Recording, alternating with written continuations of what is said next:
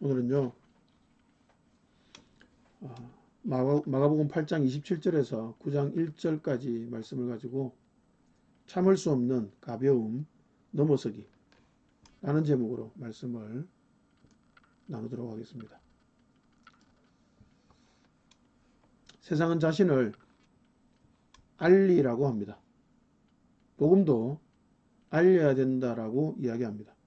더 빨리, 더 많이, 더 넓게 알리는 것이 올바른 선교라고 말합니다. 알리고 또 알려서 유명해지고 커지고 높아지는 것이 세상에서 거의 대부분이 추구하는 삶의 방향입니다.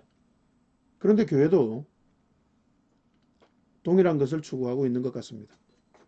오늘은 알리는 것이 정말 중요한 것인지, 혹시 그것보다 더 중요한 것은 없는지, 혹시 더 중요한 그 무엇인가를 우리가 놓치고 있는 것은 아닌지를 생각해 보려고 합니다. 먼저요, 알려야 한다입니다. 전도를 강조하는 교회와 목회자들이 가장 많이 언급하는 성경 구절이 있습니다. 그것이 사도행전 1장 8절이죠. 우리 함께 읽어보겠습니다. 오직 성령이 너에게 임하시면 너희가 권능을 받고 예루살렘과 온 유대와 사마리아와 땅 끝까지 이르러 내 증인이 되리라 하시니라. 이 구절을 근거로 전도해야 한다, 전해야 한다, 외쳐야 한다, 선교해야 한다 라고 강조하고 또 강조합니다. 이 구절은 성경이니까요, 당연히 틀리지 않은 말씀입니다. 그런데 이 구절의 의미를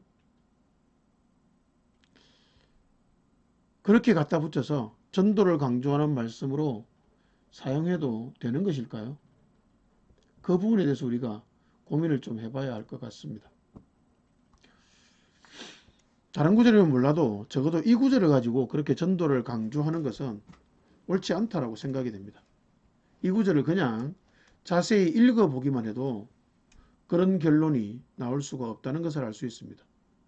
이 구절 어디에도 전도하라는 명령이나 강조가 있습니까? 없습니다. 이 구절은 명령문이 아닙니다. 주님은 내 증인이 되리라 라고 말씀하셨습니다. 되리라는 되다의 미래 시제형입니다.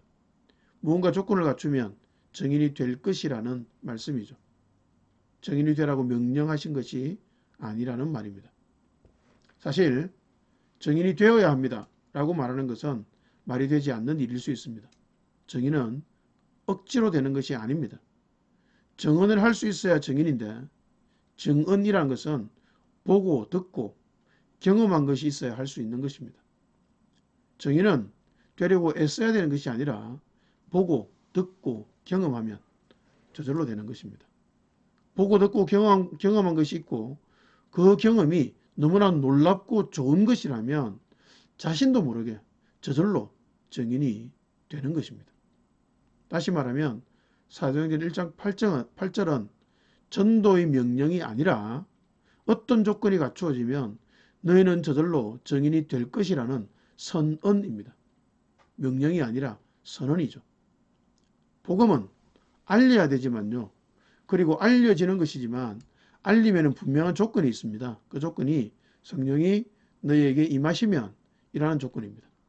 이 조건이 충족되지 않았는데 유대로 사마리아로 땅끝으로 달려가서 전도하겠다고 선교하겠다고 말한다면 이 성경 구절을 잘못 적용한 것이 분명합니다. 우리는 유대로 사마리아로 땅끝까지 달려가야 되는 것이 아니라 성령을 받아야만 하는 것입니다. 성령이 우리에게 임해야 되는 것이죠.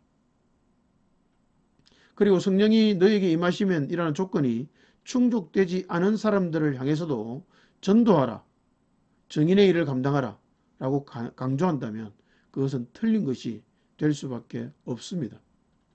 어쩌면 무언가 악한 의도를 가지고 사람을 이용하는 것이 아닐까라고 조금 더 심하게 생각할 수 있을 것 같습니다. 이 구절은 명령문이 아님을 꼭 기억하셔야 될 것 같습니다. 복음은 전해져야 합니다. 당연히. 그러나 억지로 전해지는 것이 아닙니다. 억지로 전해야 되는 것이 아니고 무언가 조건이 갖추어지는 것이 본질임을 꼭 기억하시기 바랍니다. 전도는 너무 좋은 것이지만 전도의 전제 조건이 성령이 너에게 임하시면 이라는 점을 기억해야 될 것 같습니다. 그리고 이 구절은 사도행전입니다. 복음서라는 과정을 거쳐온 사람들이 성령을 받고서야 복음의 정언자가 되었다는 사실을 기억해야 됩니다. 예수 믿자 말자 복음의 정언자가 되는 것이 아니라 과정이 있습니다. 물론 수가성 여인처럼 주님과 대화를 끝내자 말자 달려나가 외치는 경우도 있습니다. 그것이 틀린 것은 아닙니다. 그러나 그 여인은 주님을 만난 사실이 너무나 기쁘고 충격적이어서 전하고 싶어서 견딜 수 없어서 나가서 전했습니다. 그건 나쁘지 않습니다. 그러나 그 여인도 그 뒤로 계속 전도만 하고 다니진 않았습니다. 주님은 떠나셨으니 그럴 수도 없었을 것이고요. 그 뒤로 여인은 무엇을 해야 했을까요? 매일을 예전과 다르게 살아가기 위해 몸부림쳐야 됐을 것이고 주님에 대해 더 깊이 알아가야 되는 참된 증인이 되어가야 되는 그런 과정이 남아 있었을 것입니다. 복음을 전해야 되지만 그것보다 중요한 것은 참된 증인이 되어가는 것입니다. 우리는 복음서를 통과하는 제자들의 이야기를 잘 살펴봐야 되고 그 뒤에 사도행전에서 증인으로 살아가는 삶이 있다는 사실을 알아야만 할 것입니다. 그렇게 증인이 되어가는 과정, 그것이 바로 성령이 한 사람 한 사람에게 임하고 충만하게 되는 과정이 아닐까라고 생각이 됩니다. 우리는 지금 마가복음서를 묵상하고 있습니다. 마가복음에서 주님은 알리는 것에 대해서 어떤 말씀을 하시는지 살펴보아야 될 것 같습니다.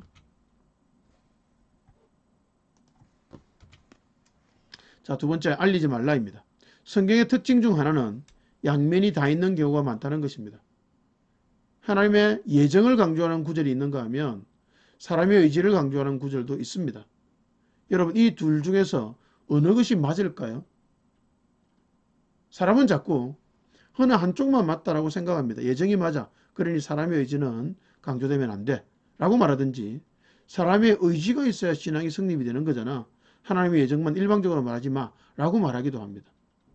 어느 것이 맞을까요? 여러분, 신학적으로 이단이 되는 경우는요.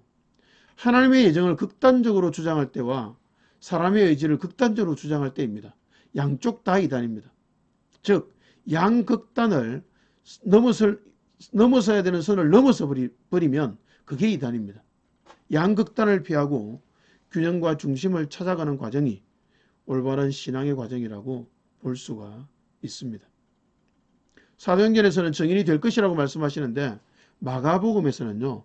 알리지 말라고, 아무에게도 알리지 말라고 주님께서 말씀하십니다. 혈루증 여인을 치료하고 나서도 알리지 말라고 하셨습니다. 어쩔 수 없이 주님이 알려지고 소문이 나는 것은 어쩔 수가 없었으나 주님은 십자가 사건이 있기 전에는 나가서 전하라고 말씀하신 적이 없었습니다. 그 이유에 대해서 한번 생각해 보겠습니다. 먼저 올바른 신앙 고백입니다. 주님을 따라다녔던 제자들의 입에서 드디어 주님에 대한 올바른 신앙 고백이 나왔습니다. 마가복음 8장 29절 함께 읽겠습니다. 예수께서 그들에게 물으셨다. 그러면 너희는 나를 누구라고 하느냐? 베드로가 예수께 대답하였다. 선생님은 그리스도이십니다. 인간이신 주님을 그리스도라고 고백할 정도로 제자들에게 주님에 대한 믿음이 제대로 자리를 잡게 된 것입니다. 올바른 신앙 고백을 하기까지 수많은 사건들이 있었고 그 과정을 통해 제자들은 주님이 메시아이심을 확신하게 되었습니다. 여러분, 그것은요, 당연하거나 간단하거나 쉬운 일이 아니라 너무나 중요한 일이었고 너무나 놀라운 일이었습니다.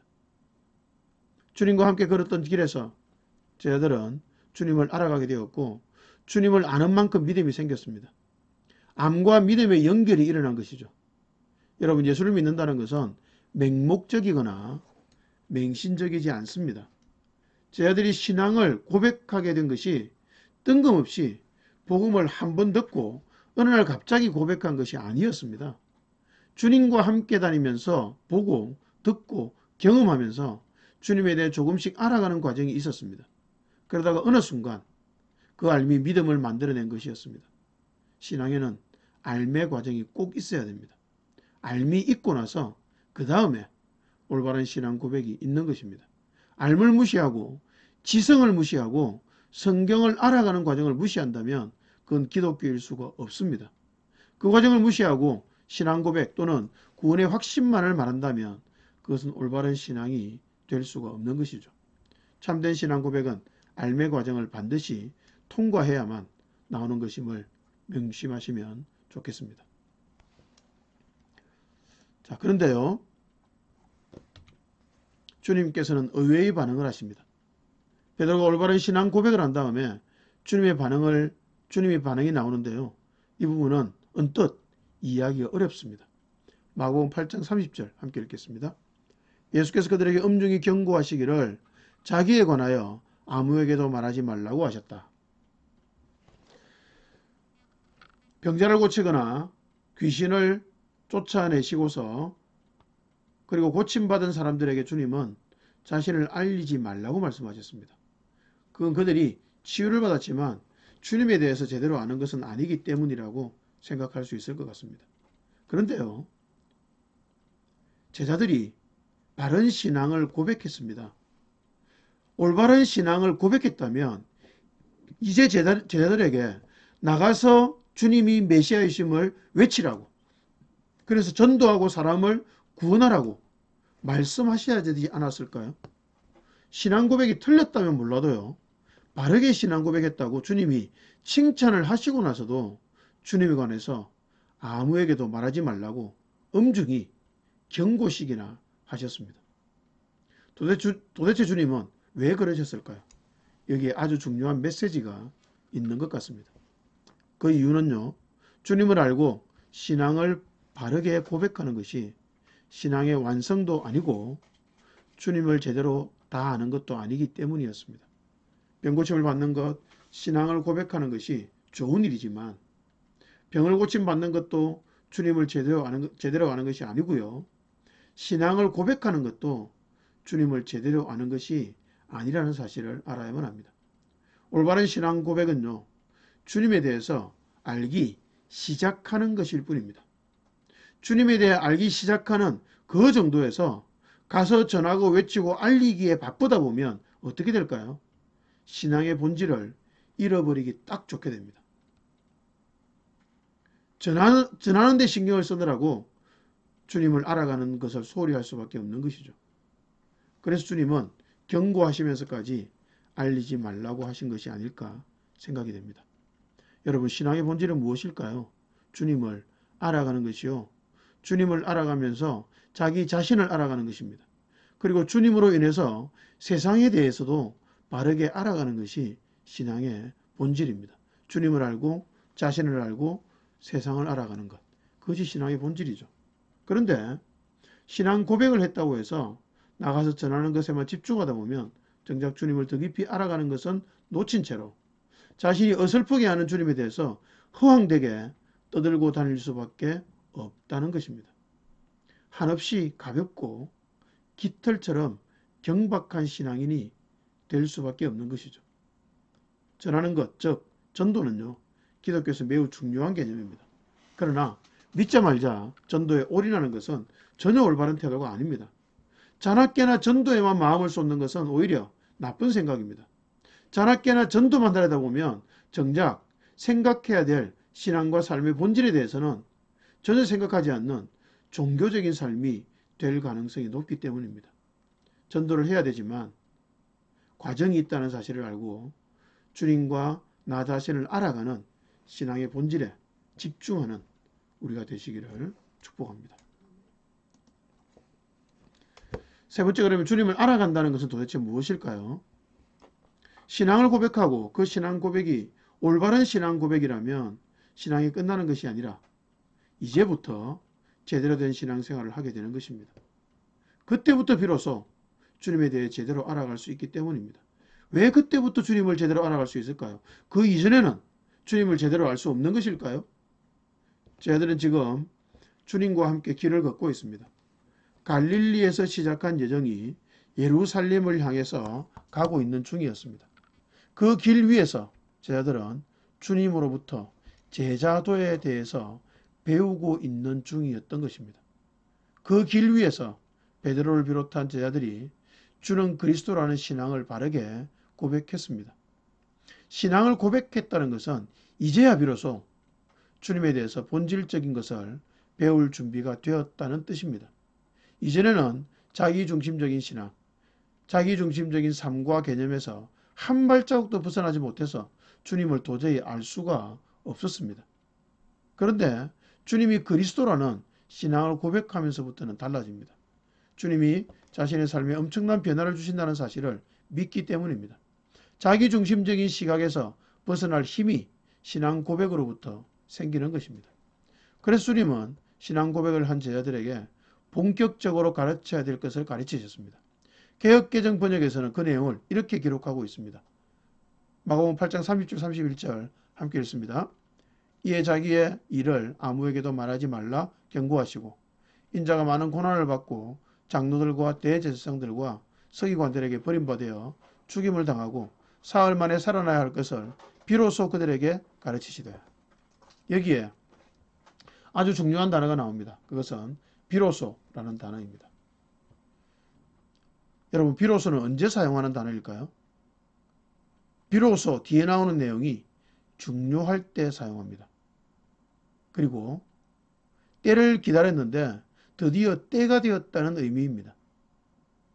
신앙에 대해서 가르쳐야 될 중요한 것이 있는데 때가 되어야 되고 일정 수준이 되어야만 가르칠 수 있는 것이었습니다.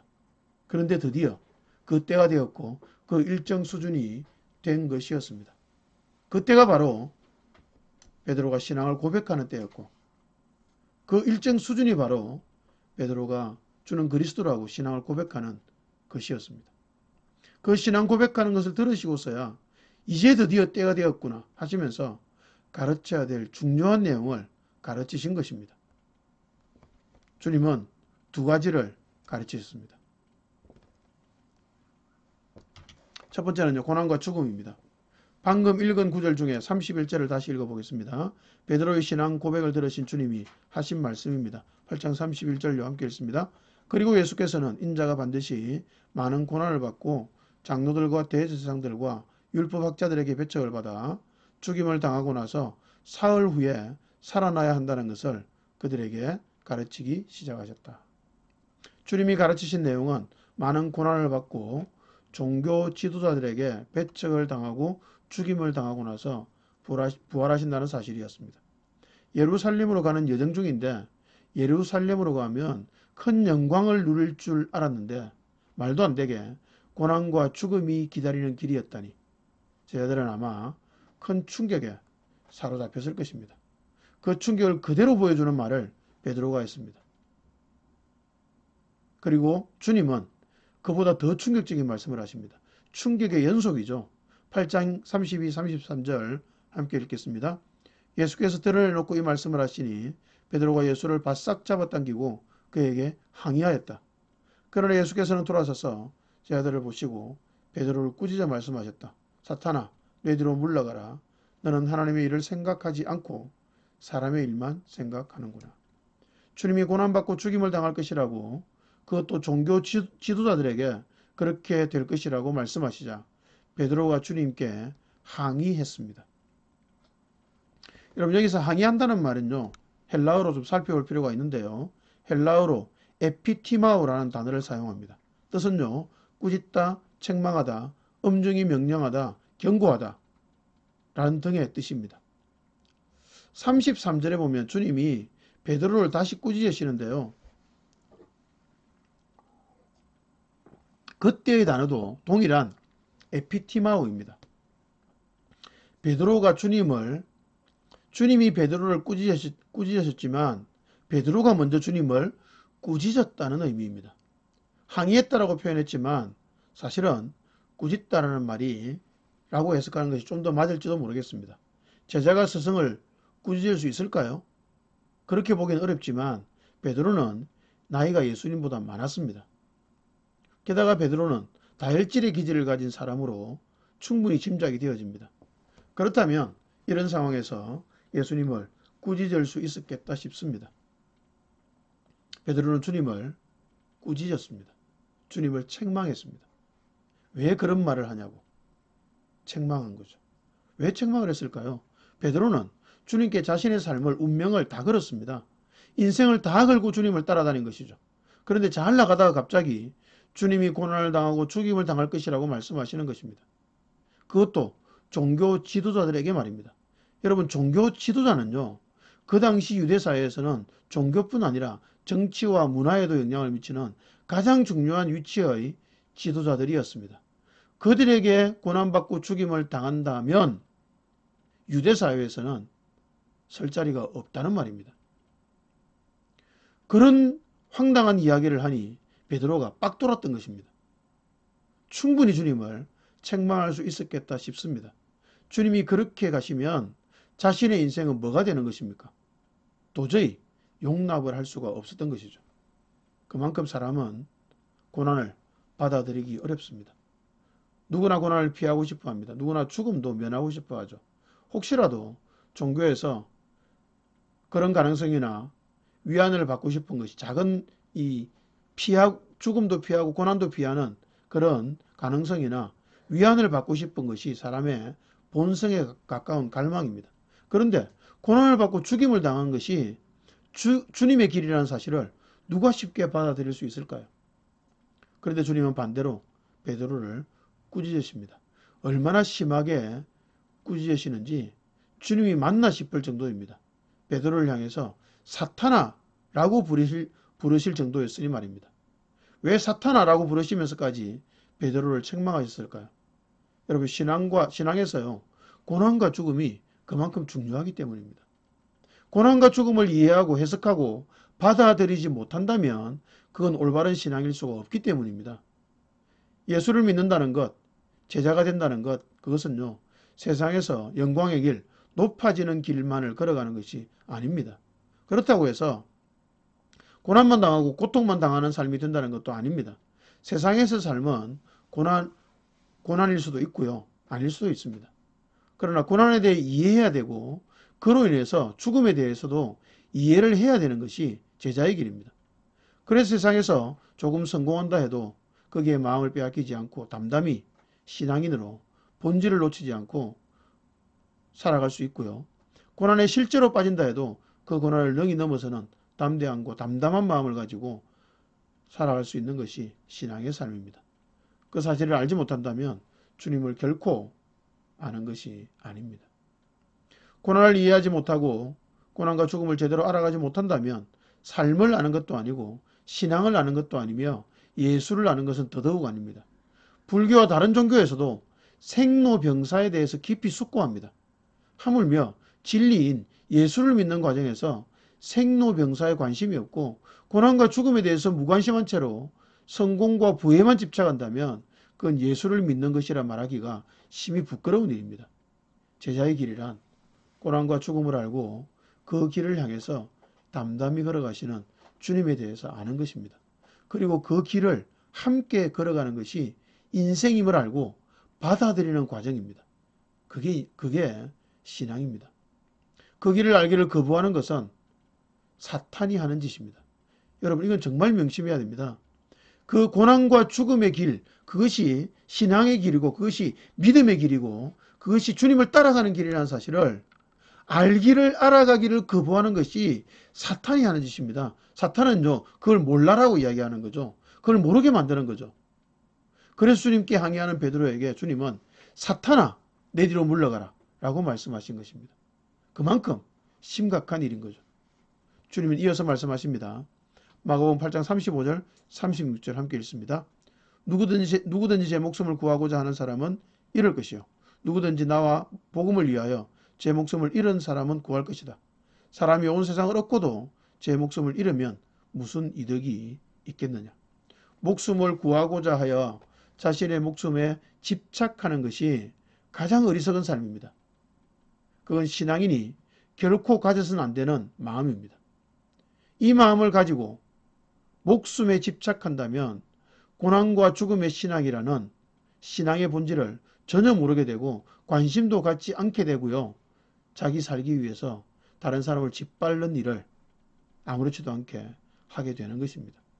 자신의 목숨보다 귀한 가치를 발견하고 그 가치가 자신의 고난과 죽음보다 귀하게 되는 것이 가장 고귀한 삶이요 참된 신앙의 길입니다. 그러니 고난과 죽음을 건강하게 받아들이고 해석하지 못한다면 우리는 신앙과 점점 멀어지는 어리석은 사람이 되고 말 것입니다. 우리 모두가 우리의 삶에 다가오는 고난을 겁내지 말고 고난을 해석하고 고난을 통해 죽음을 받아들이고 죽음을 해석하는 성숙한 신앙인이 되면 좋겠습니다. 이제 두 번째, 주님이 가르치신 두 번째 것이 있습니다. 고난과 죽음으로 끝나지 않습니다. 두 번째, 영광입니다. 신앙은요, 고난과 죽음으로 끝나지 않습니다. 주님도 고난과 죽음으로 끝난다고 말씀하지 않으시고 사흘 후에 살아날 것을 말씀하셨습니다. 고난과 죽음을 받아들이고 해석하는 것이 신앙에서 매우 중요하긴 하지만 거기에서 끝난다면 절망만 남을 것입니다. 절망이 필요합니다. 그러나 절망으로 끝나는 것은 올바른 신앙이 결코 아닙니다. 절망을 뛰어넘는 중요한 것이 신앙에는 있습니다. 제자의 길도 마찬가지입니다. 간단하게 사흘 후에 살아나실 것이라고 말씀하셨지만 이 사건 후에 19장에 이어지는 사건을 통해서 중요한 것을 가르치십니다. 19장 1절 함께 읽습니다. 또 예수께서 그들에게 말씀하셨다. 내가 진정으로 너희에게 말한다. 여기에 서 있는 사람들 가운데에는 죽기 전에 하나님의 나라가 권능을 떨치며 와 있는 것을 볼 사람들도 있다. 주님이 제자들에게 죽기 전에 하나님의 나라가 권능을 떨치며 와 있는 것을 볼 사람이 있다고 말씀하시는데요. 이 말씀을 하신 다음에 변화산 사건이 있었습니다. 베드로와 야고보와 요한 세 명의 제자가 예수님의 옷이 영광스럽도록 희게 변하고 예수님이 모세와 엘리야와 대화하는 장면을 보는 그런 놀라운 사건을 경험했던 거죠. 베드로는요, 그 사건을 경험하고 나서 놀라서요 이상한 말을 합니다. 함께 읽습니다. 그래서 베드로가 예수께 말하였다. 랍비님, 우리가 여기 있는 것이 좋겠습니다. 우리가 초막 셋을 지어서 하나는 랍비님을, 하나에는 모세를, 하나에는 엘리야를 모시겠습니다. 베드로는 무슨 말을 해야 좋을지 몰라서 이런 말을 했던 것이다. 제자들이 겁에 질렸기 때문이다. 이렇게 마가복음은 기록하고 있습니다. 베드로는 초막 셋을 지어서 변화산에 살자고 말했습니다. 베드로를 변명하는 입장에 서 있는 성경 기록자 마가는 이 사건에 대해서 베드로가 무슨 말을 해야 좋을지 몰라서 이런 말을 했다라고 변명 아닌 변명을 기록했습니다. 이 정도로 이 장면이 놀라웠다는 것입니다. 베드로가 정신을 놓을 정도로 영광스러운 장면을 경험하게 되었습니다. 주님은 왜 이런 영광을 제자들에게 보여주셨을까요? 굉장히 중요한 이유가 있습니다. 아마도 고난받고 죽음을 향해 가시는 그 걸음이야말로 가장 영광스럽고 존귀하고 아름다운 길임을 미리 보여주기 위함이었을 것입니다. 여러분, 참된 영광을 가진 사람은 이 땅에서 영광에 집착할 이유가 없음을, 도리어 충만한 내면의 영광으로 인해서 누군가를 살리고 회복시키기 위해 고난과 죽음의 길을 담담히 걸어갈 수 있음을 보여주기 위함이었을 것입니다. 주님께서 왜 그 죽음과 고난과 죽음의 길을 당당히 걸어가셨을까요? 그것은 주님은 본질적인 영광을 갖고 계신 분이셨기 때문이었습니다. 주님의 이 땅의 영광이 필요 없기 때문이었습니다. 그 사실을 저희들에게 가르치시려고 주님의 그 본질적인 영광, 하나님의 형체와 하나님의 형상과 같은 형상을 가지신 분이심을 저희들에게 보여주신 것입니다. 눈에 보이지 않는 본질적인 참된 영광을 가지지 못했기 때문에 이 땅의 것에, 그리고 우리 자신의 자존심 등에 삶을 걸고 살아가는 것입니다. 참된 영광스러움을 마음에 소유한 사람은 고난과 죽음을 두려워할 필요가 없는 것입니다. 그 사실을 가르쳐 주신 것이 변화산 사건이라고 생각이 됩니다. 여러분, 주님을 안다는 것은, 그리고 신앙이 무엇인지 안다는 것은 고난과 죽음의 길에 대해 알고 해석할 수 있으며 참되고 본질적인 영광을 소유했기에 이 세상에서의 영광과 높아짐의 길을 목숨 걸고 걸어갈 필요가 없다는 뜻이 아닐까 생각됩니다. 그리고 이 길이야말로 신앙의 선진들마저도 존경할 가장 영광된 길임을 아는 것이 신앙인이 알아야 될 가장 중요한 알미 아닐까라고 생각이 됩니다.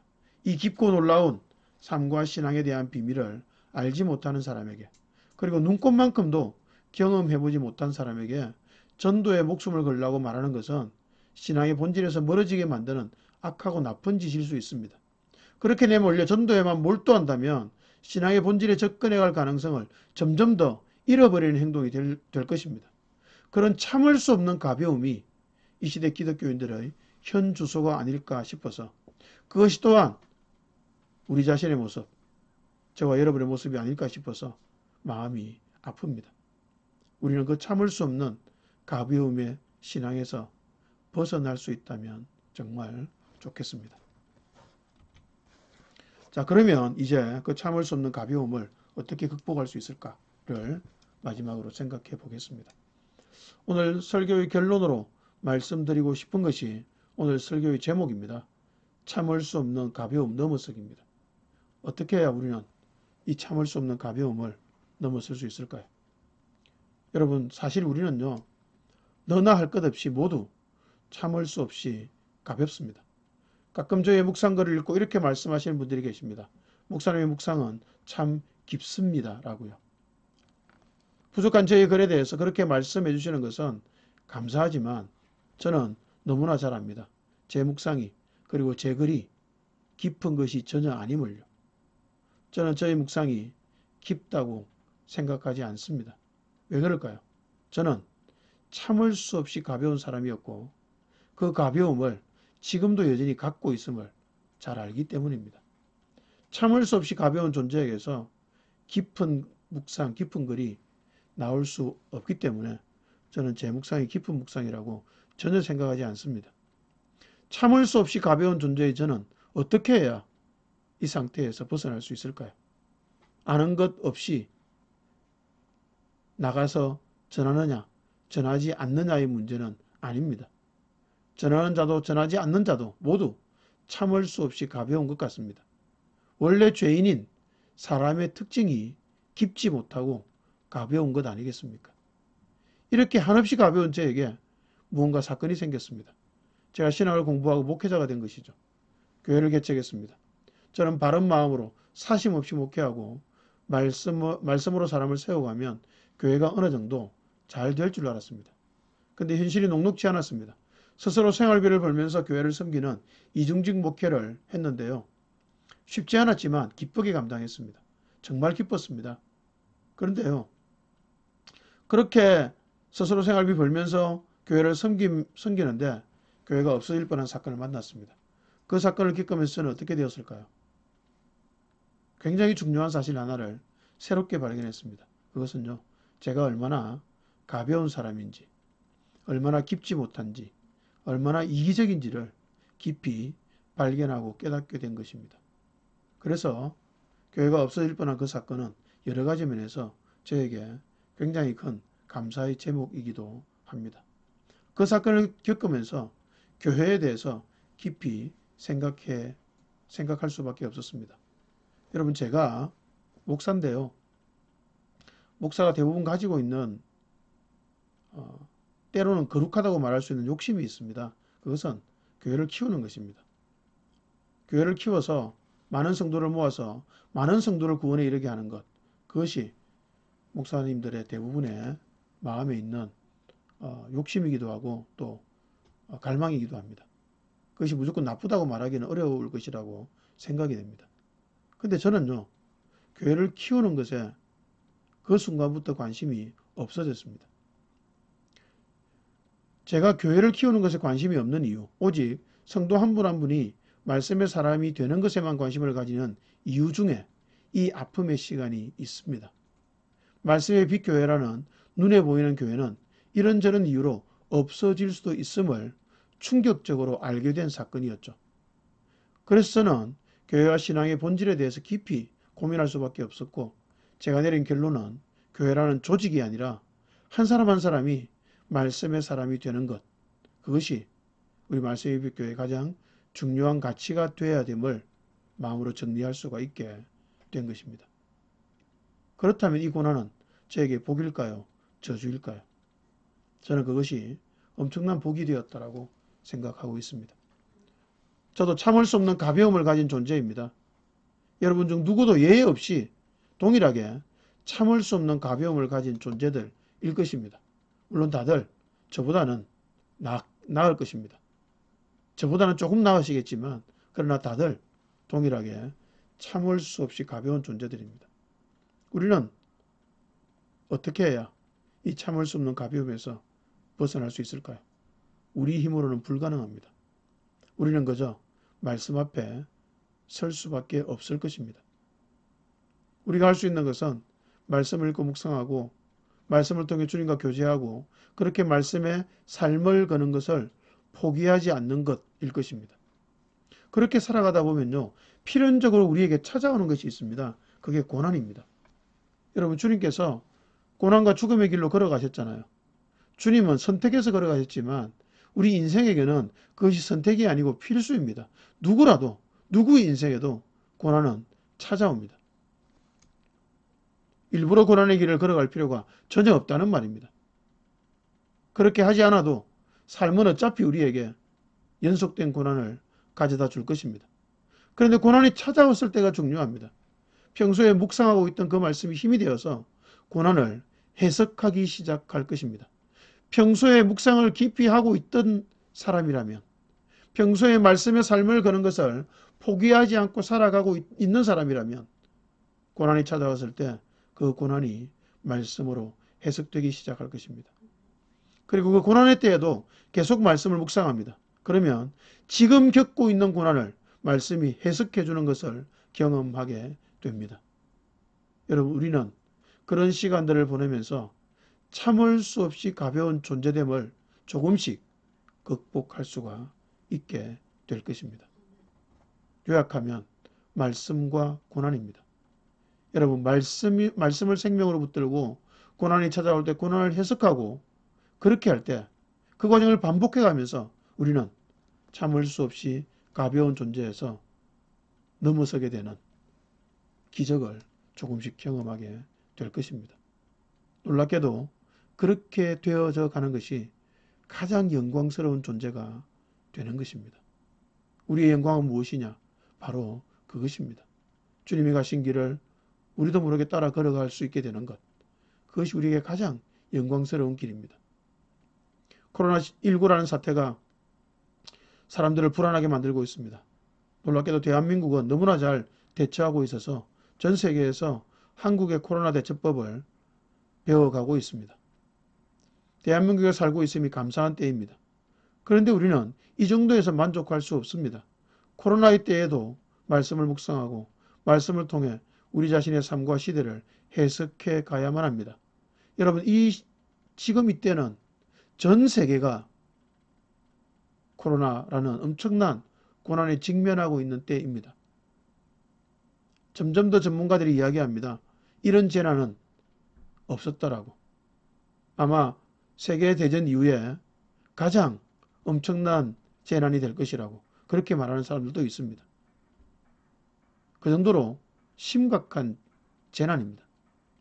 여러분 이 고난의 때를 우리는 어떻게 보내야 될까요? 말씀으로 이 고난을 해석해 가야 합니다. 그저 두려움에 사로잡혀서 세상 사람들과 똑같이 그렇게 살아갈 것이 아니라 아니면 이 재난을 무시하고 안일함에 빠져서 마음대로 살아가는 것도 아니라 이 고난을 말씀으로 제대로 해석해 나가서 오히려 이 고난의 때에 주님과 깊이 관계를 맺어가는 기회로 삼으시면 좋겠습니다.